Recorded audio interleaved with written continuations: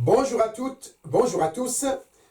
Bienvenue à cette séance de révision de la valorisation des stocks qui rentre dans le cadre de la gestion des stocks, une activité indispensable dans toute entreprise. Toutes les entreprises doivent s'intéresser à la gestion de leurs stocks en calculant leur valeur en temps réel. Alors pour la valorisation des stocks, on fait appel, comme j'ai dit, à 4 méthodes différentes. Je ne vais pas les définir d'une manière détaillée, mais je vous donne juste les grandes lignes avant d'attaquer notre première méthode. Alors, il y a 4 méthodes de valorisation des stocks. La première méthode, c'est la valorisation selon la méthode du coût unitaire moyen pondéré en fin de période. On l'appelle aussi CUMP périodique. C'est ce que nous allons faire dans cette séance. Cette méthode est la plus simple, la plus rapide. Vous allez voir, ça va aller très rapidement. Et c'est la plus, je dirais, la plus pratique dans les entreprises. Je dirais même la plus utilisée dans les entreprises. En fait, les entreprises valorisent leur stock d'une manière périodique. En général, c'est par trimestre ou par année. L'inconvénient de cette méthode, c'est qu'il faut attendre la fin de la période, c'est-à-dire la fin du trimestre ou la fin de l'année, pour valoriser les stocks.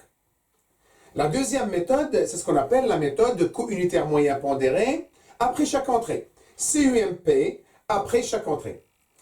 Après, nous avons la troisième méthode qu'on appelle la méthode FIFO, OPEPS, First In, First Out, première entrée, première sortie. Cette méthode est utilisée surtout par les entreprises qui fabriquent, qui commercialisent des produits périssables, comme des produits agroalimentaires, des produits où le temps joue un rôle, c'est-à-dire il y a un délai de péremption. Et la quatrième méthode, d'ailleurs elle est assez rare, mais elle est même interdite en France depuis 1982, donc il s'agit de la méthode LIFO, Last In, First Out, c'est-à-dire le dernier entrée, premier sorti. Cette méthode LIFO, elle concerne surtout les produits qui prennent de la valeur avec le temps. Mais cette méthode est interdite dans plusieurs pays, dont la France, depuis 1982. Elle est très utilisée aux États-Unis. Voilà nos 4 méthodes. Et bien aujourd'hui, nous allons nous intéresser à la première méthode la plus simple, qu'on appelle CUMP en fin de période. Et pour ça, nous allons prendre un exercice pratique. Donc, dans le descriptif de la vidéo, je vous laisse le sujet et le corrigé qui va avec. Alors voilà notre exercice. Nous sommes en présence d'une entreprise et on nous donne des dates concernant des entrées et des sorties de matières premières ou de produits finis ou que sais-je. Donc le 1er avril, on enregistre un stock initial de 100 produits pour une valeur unitaire de 10 €. Le 5 avril, il y a une quantité qui est sortie. Le 13 avril, on enregistre une entrée d'une certaine quantité, 150, mais à acheter à un prix différent. Cette fois-ci, au lieu de 10, c'est 12 €. Le 18 avril, on enregistre une sortie de ces produits. Le 24 avril, une entrée de 200 produits à un prix différent, encore une fois. Le 28 avril, une nouvelle entrée d'une certaine quantité, 40, au prix de 14 € l'unité. Et enfin, le 30 avril, on assiste à une sortie des stocks de 300 produits. Alors l'idée c'est quoi? C'est de calculer le coût qui sera appliqué sur les sorties. Alors pour cette méthode, c'est très simple. Donc on va le faire en direct, c'est plus simple et je le fais à la main. Je vais éviter de le faire sur le logiciel Excel. On peut le faire sur le logiciel Excel, mais à la main, ça me permet d'expliquer en même temps. Donc c'est plus pratique. Alors allons-y. Donc je vais noter maintenant, nous avons notre tableau de valorisation des stocks. Nous avons les dates, là, nous avons les dates. Nous avons les entrées avec la quantité, coût unitaire, montant. Nous avons les sorties, quantité, coût, montant. Et nous avons les stocks, je vais dire le stock final, si vous voulez. La quantité, le coût unitaire et le montant. Alors maintenant, je vais enregistrer, je vais inscrire dans le tableau les données de l'exercice. Là, jusqu'à maintenant, ce que je vais faire, ce n'est que du recopiage. Le 1er avril, il y a un stock initial de 100 produits. Voilà, de 100 produits à 10 € l'unité. Donc je multiplie, ça me fait 1000. Vous avez compris que le montant, c'est bien en euros. Le coût unitaire, c'est en euros. Donc, je ne vais pas répéter à chaque fois l'unité monétaire. Après, le 5 avril, on assiste à une sortie de 50. Donc, le 5 avril, je me mets là, sortie de 50. 50 produits. Donc, je mets 50. Je ne sais pas à quel coût unitaire je vais valoriser cette sortie-là. Je continue. Le 13 avril, entrée de 150. Le 13 avril, 150 produits. À quel prix? 12 euros. D'accord? Alors, si je fais 150 fois 12 euros, ça me donne 1800 euros. Voilà, 1800 euros. Je continue. Le 18 avril, sortie de 120. Je note, sortie de 120 produits, donc sortie. Le 24 avril, entrée de 200 produits. À quel prix? 13 euros. Alors, je l'écris bien. Voilà. À 13 euros, entrée. Alors, le 24 avril, entrée de 200 produits à 13 euros. 200 fois 13 euros, ça nous fait 2600 euros. D'accord. Le 28 avril, une nouvelle entrée de 40 produits. À quel coût unitaire? 14 euros. Ce qui nous fait un montant de 560. D'accord. Et enfin, le 30 avril, on assiste à une sortie de 300. Voilà. Sortie de 300 produits. Donc maintenant, la question est, à quelle valeur on va valoriser, à quel prix on va valoriser les sorties? C'est ça le but. Et par la suite, on calculera le stock final qui nous reste. Vous avez compris, pour calculer les stocks, je fais les entrées, moins les sorties, et je trouve le stock final. Donc, pour la première étape, ce qu'il faut faire, regardez, dans l'exercice, on nous dit qu'il y a un stock initial de 100 produits à 10 euros l'unité, ça me fait 1000.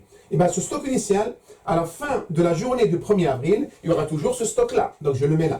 C'est-à-dire, à la fin, j'aurai toujours les 100 à 10 euros, soit 1000. D'accord? Bien.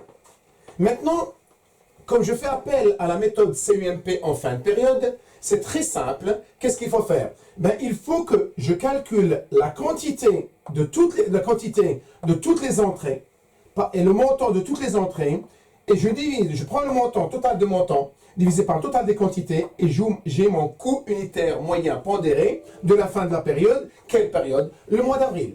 Donc, quand je dis CEMP en fin de période, je suis en train de parler du mois d'avril. Hein? On est bien d'accord? Vous avez compris, c'est avril. Avril de l'année N. D'accord? Donc, ça concerne le mois d'avril. OK? Voilà. Ça concerne le mois d'avril. Donc, je fais mon calcul. Je prends le total de la quantité des entrées et j'ai trouvé 490. Donc, le total, quantité 490. Si je fais le total des montants là, des entrées, je trouve 5960. D'accord? 5960. Ben, il suffit de prendre 5960 divisé par 490 et j'ai le CUMP en fin de période. Je trouve 12,60. 12,16 plutôt. Hop, je l'écris bien. 12,16. Et bien, ce 12,16, ça s'appelle le CUMP en fin de période. Et bien, ce 12,16, je n'ai plus qu'à le mettre devant toutes les sorties. Et bien, 12,16 là, 12,16 là, et 12,16 là. Vous voyez? C'est très simple. Et après, je fais ma quantité multipliée par le coût unitaire. Là, je vais trouver, là par exemple, je vais trouver 608,16. 608,16. 120 fois 12,16, 1459,59. D'accord? Et là, 300 fois 12,16, ça fait 3600. 3648,98. D'accord? Bien. Mon stock final, je peux le calculer maintenant. Regardez, j'ai 100 produits. 50 qui sont sortis. Donc 100 moins 50, il me reste 50. Regardez, je vais le mettre en rouge. Il me reste 50. 50, il y a une entrée de 150, donc ça fait 150 qui s'ajoute. 150 plus 150, ça fait 200. D'accord? Cette fois-ci, 120 qui sortent, donc 200 moins 120, ça fait 80.